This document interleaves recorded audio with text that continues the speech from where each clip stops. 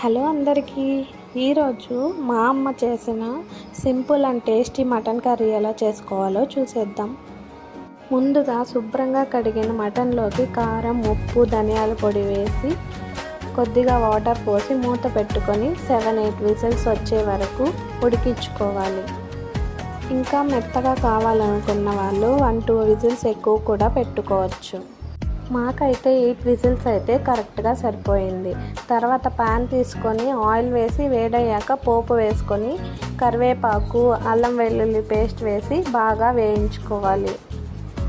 బాగా వేయించుకున్న అల్లం వెల్లుల్లి పేస్ట్లో ఈ మటన్ కర్రీ తీసుకొని బాగా ఉడికాక అందులోనే కొద్దిగా మటన్ మసాలా వేసి ఉడికించుకోవాలి. అంతే అండి, ఎంతో tasty and simple mutton curry ready.